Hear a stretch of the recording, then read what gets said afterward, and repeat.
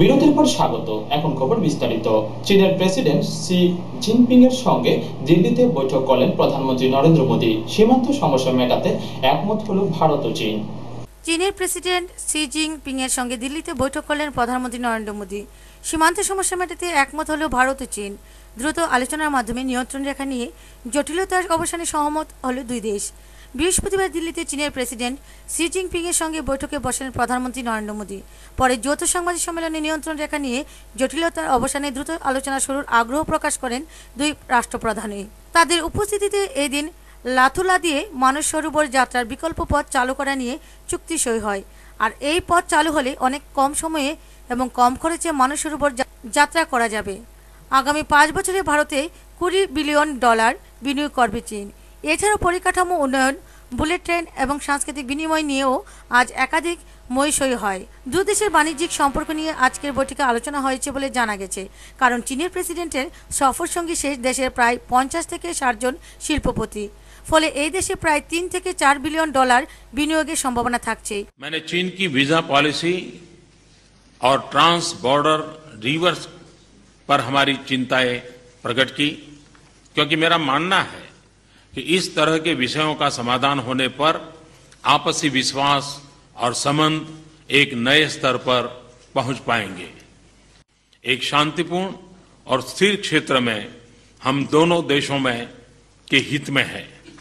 इसमें एक शांतिपूर्ण, स्थिर और समृद्ध अफगानिस्तान की भी आवश्यकता है।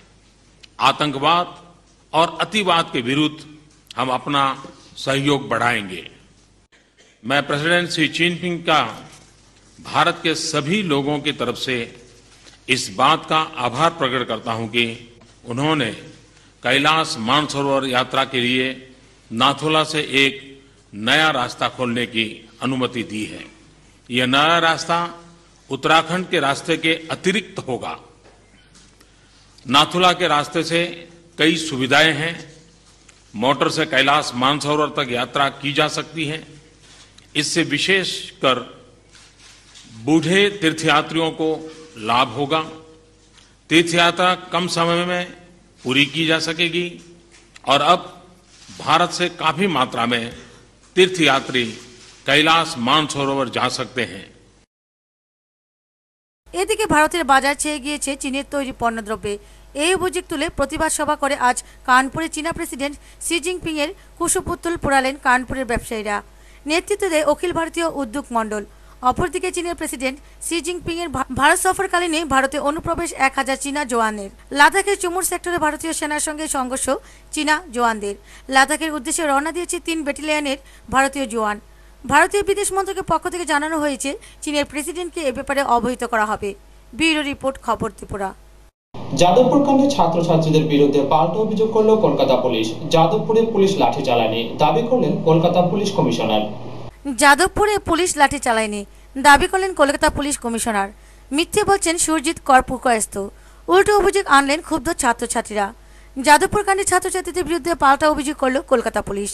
পুলিশের তরফে বলা হয়েছে, উপাচার্য ও অধ্যাপিকাদের উদ্ধারে পুলিশ কর্মীরা গেলে ছাত্রছাত্রীরা তাদের ঢুকতে বাধা দেন। পুলিশ ন্যূনতম শক্তি প্রয়োগ করলে ছাত্রছাত্রীরা আক্রমণ করেন। হাতাহাতিতে দুপক্ষের কয়েকজন আহত হয় বলে কলকাতা পুলিশ জানান।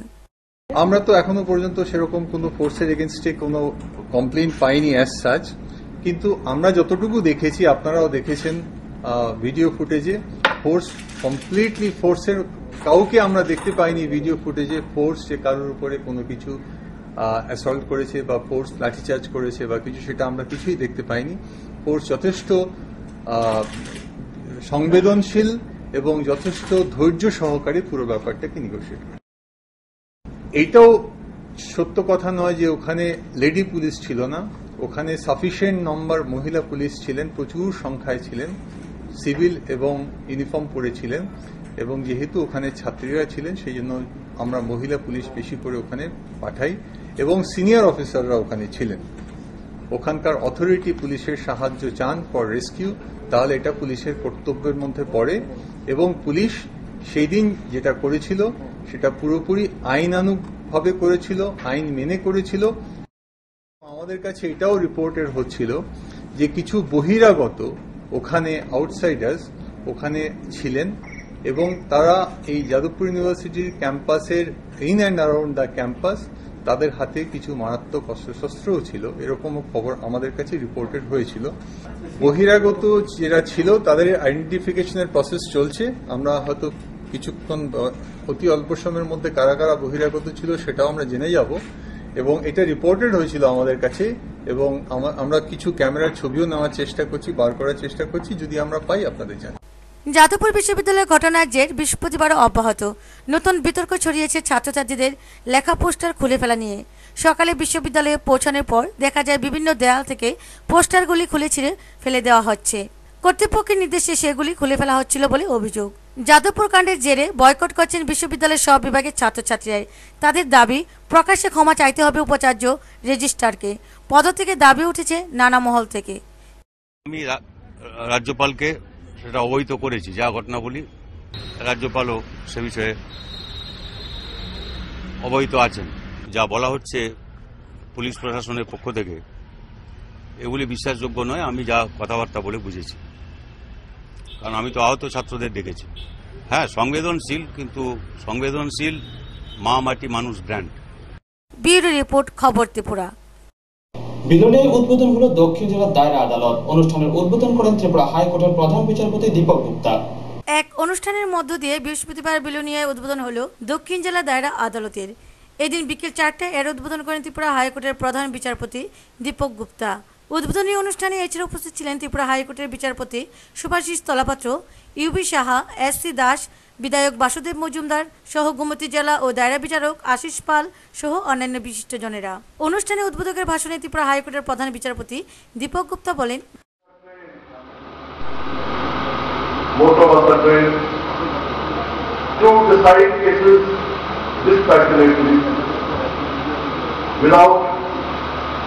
with an endeavor to decide cases without fear of favor, affection or illness. Whether we be lawyers, whether we be judges, whether we be administrators, police officials, legislators, to ensure that the rule of law is maintained. হাইকোর্টের বিচারপতি সুভাষিস তলাপাত্র বলেন, বিচারালয় যখন তৈরি হয়, বিশেষ করে একটা জেলা দেয়ানি এবং দায়রা আদালত যখন তার উদ্বোধন হয়, স্বভাবতই একটা কৌতূহল এবং প্রশ্ন থাকে যে এর ফলে আমাদের বিচারের কাজে কতটা সাহায্য হবে। নিশ্চিতভাবে যারা বিচার প্রার্থী তাদের অনেকটা অসুবিধে লাঘব হবে বলে আমরা বিশ্বাস করি।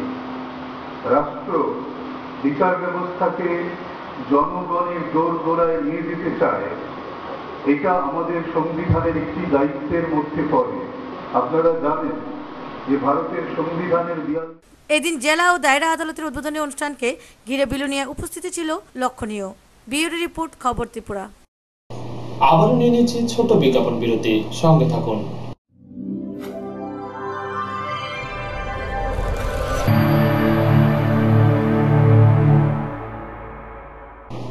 বিরতির পর আবারও স্বাগত।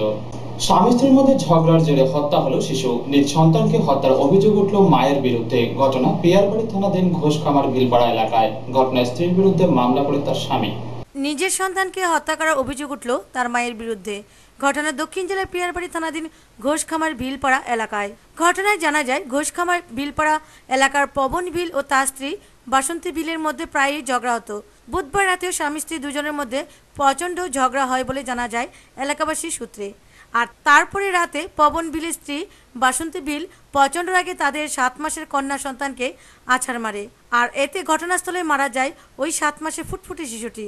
ঘটনা পরে পিয়ারবাড়ি থানার বাসন্তী ভিলের বিরুদ্ধে পিয়ারবাড়ি থানায় অভিযোগ জানায় পবন ভিল এবং সে পুলিশকে সম্পূর্ণ ঘটনার বিবরণ দেয়। পুলিশ বাসন্তী ভিলকে আটক করে থানায় নিয়ে আসে। কালকা ভাত রাঁধছি, আমার স্বামী ভাত দিছি, ভাত দিতে চুলাতে ডাইলা দিছে, দিয়া আমারও দেশে আনে, মায়েরও দেশে আনে।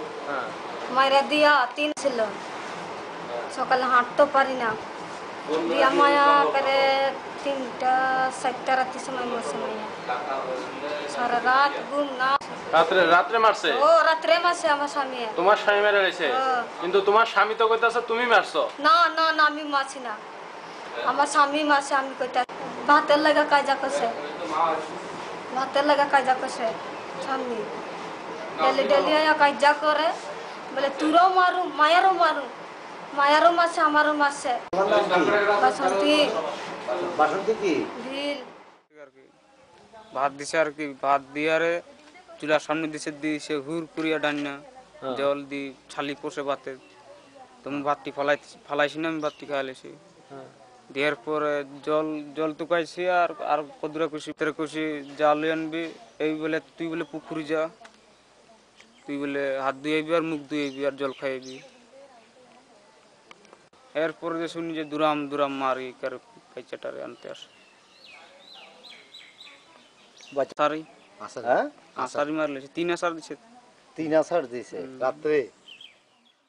বৃহস্পতিবার অভিযুক্ত বাসন্তী ভিলকে আদালতে সোপর্দ করা হলে আদালত তাকে জেল হেফাজতে থাকার নির্দেশ দেয়। এই ঘটনায় ছিঁড়ছি রব পড়েছে গোটা এলাকায়।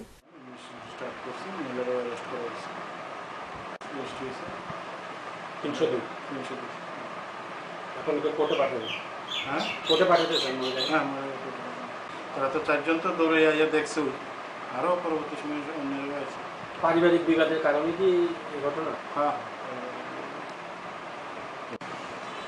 এটা ঘটনা কি আজকে না কালকে রাতে? কালকে রাত্র 10টা। ব্যুরো রিপোর্ট, খবর ত্রিপুরা। অবশেষে টনক নড়ল রাজ্য শিক্ষা দপ্তরের। রাজ্যে মাদ্রাসা বোর্ড স্থাপন সহ একাধিক বিষয়ের দাবিতে 4 দিনের চলা মাদ্রাসা বন্ধের পর শুক্রবার রাজধানীতে উক্ত বিষয়ে কর্তৃপক্ষের সঙ্গে এক আলোচনা সভার আহ্বান করেন শিক্ষামন্ত্রী ও সংখ্যালঘু উন্নয়ন মন্ত্রী। অবশেষে টনক নড়ল রাজ্য সরকারের। চলতি শিক্ষা বছরে ত্রিপুরায় 3টি ফাজিল মাদ্রাসা থেকে গত 2 বছরে 36 জন ফাজিল উত্তীর্ণ ছাত্রছাত্রীরা কোনো রাজ্যের কলেজ বা বিদ্যালয়ে ভর্তি হতে পারছে না। এই বিষয়ে বহু মিছিল আন্দোলন করেও কোনো কাজ হয়নি। এই 36 জন ছাত্রছাত্রীর দিকে তাকায়নি রাজ্য সরকার। অবশেষে গত সোমবার থেকে 4 দিনের মাদ্রাসা বন্ধের ডাক দিল Tripura Arabic educated forum, Tripura Jamiat Ulama Hind, ইমাম অর্গানাইজেশন সহ ত্রিপুরা মাদ্রাসা স্টুডেন্ট অ্যাসোসিয়েশন। আর এরই জেরে টনক নড়ল রাজ্য শিক্ষা দপ্তরের। শুক্রবার বেলা 11টায় আগরতলার বিপিন চন্দ্র লাইব্রেরি হলে শিক্ষামন্ত্রী ও সংখ্যালঘু উন্নয়ন দপ্তরের মন্ত্রী এই বিষয়টি নিয়ে আলোচনার জন্য ডাকলেন সংস্থার কর্মকর্তাদের। এই বিষয়ে বলতে গিয়ে ত্রিপুরা অ্যারাবিক এডুকেটেড ফোরামের সম্পাদক জহিরুল হক জানান, তারা আশা করছেন রাজ্য সরকার তাদের দিকে এবার তাকাবেন। রাজ্য সরকার আমাদেরকে ডেকেছেন আগামী দিন অর্থাৎ শুক্রবারে আমাদের আগরতলা বিপিন চন্দ্র লাইব্রেরি হলে বেলা 11টায় মাননীয় শিক্ষামন্ত্রীর সভাপতিত্বে এবং মাইনরিটি মন্ত্রীর উপস্থিতিতে এক সভার আয়োজন করা হয়েছে।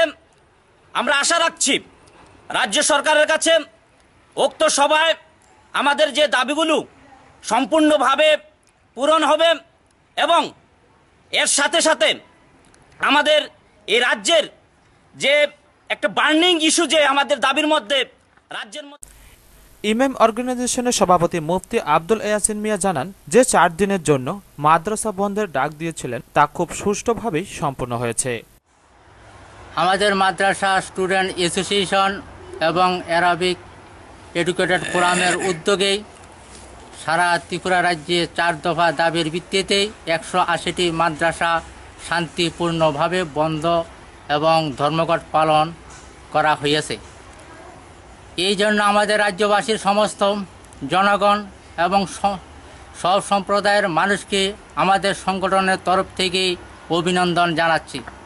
আমাদের যে 4 দফা দাবি, এই 4 দফা দাবির উপলক্ষে ধর্মঘটকে কেন্দ্র করে আমাদের দাবিগুলা পূরণকরণের লক্ষ্যেই রাজ্য সরকার, শিক্ষামন্ত্রী এবং আমাদের সংখ্যালঘু উন্নয়ন মন্ত্রী মাননীয় শহীদ চৌধুরী এবং আমাদের শিক্ষা দপ্তরের মন্ত্রী মাননীয় তপন চক্রবর্তী মহোদয় আমাদেরকে সারা রাজ্যে শান্তি শৃঙ্খলা মাদ্রাসা শিক্ষাকে উন্নয়ন করার জন্য আগামীকাল শুক্রবার 11টায় আমাদের মিটিং ডেকেছেন। আশা করি এই মিটিংয়ের মধ্যে আমাদের দাবিগুলো পূরণ করা হবে। তার জন্য আমাদের এই রাজ্য সরকারকে আমাদের সংগঠনের তরফ থেকে আমি অভিনন্দন জানাচ্ছি। বলা যায় যে এর আগেও এমনই একটি আলোচনা সভা ডাকা হয়েছিল।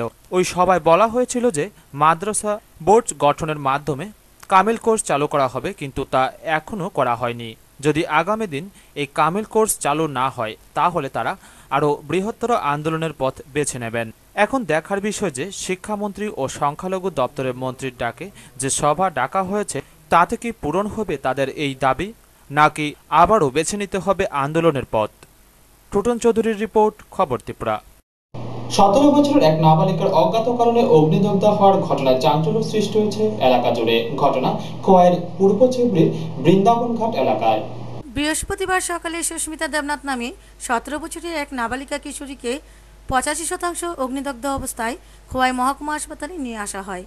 ঘটনার বিবরণে প্রত্যক্ষদর্শী তথা অগ্নিদগ্ধ কিশোরীটির প্রতিবেশী মহামায়া দেবনাথ জানান, আচমকাই সুস্মিতা দেবনাথ নামে ওই কিশোরীটি আর্তনাদ করতে করতে ওনার দিকে এগিয়ে এসে সৎজ্ঞানে শুধু এতটুকুই বলতে পেরেছে, আমাকে বাঁচাও, আমি মরতে চাই না।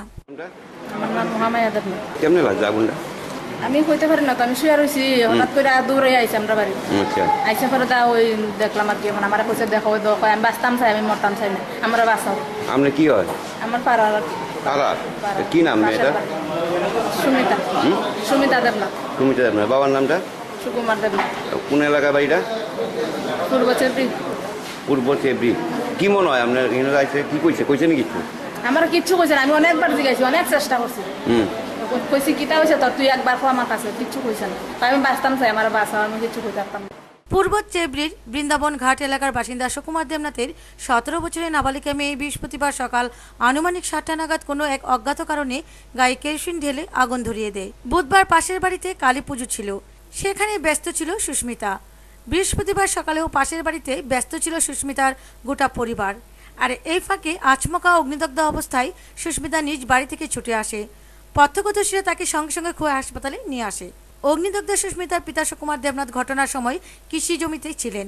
তিনি মেয়ের এই ধরনের কাণ্ডে হতবাক। তাছাড়া তিনি কোনো কারণেই খুঁজে পাচ্ছেন না বলে জানালেন। আমরা কি নামটা?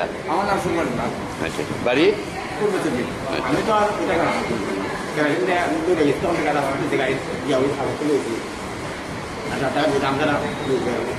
আলের খাবার দিয়ে শুরু বলতে শুরু উড়া দিন আমার দিন যা ভাষা কালে তো চলে গেছে, আসলে তো অনুষ্ঠান দিয়েছে। কিটা মনে হয় কেরলিগা ঘটনা কিটা মনে হচ্ছে?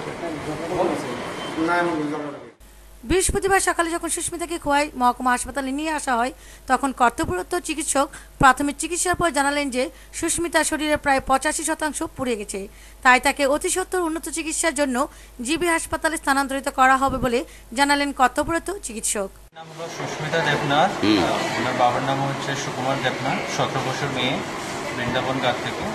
তো এই কেসটা হচ্ছে বার্ন ইঞ্জুরি, অ্যারাউন্ড 85% বার্ন হয়েছে। তো হায়ার সেন্টারে রেফার করাটা উচিত। পুলিশকে কি জানানো হয়েছে? হ্যাঁ, জানানো হয়েছে। ব্যুরো রিপোর্ট, খবর ত্রিপুরা।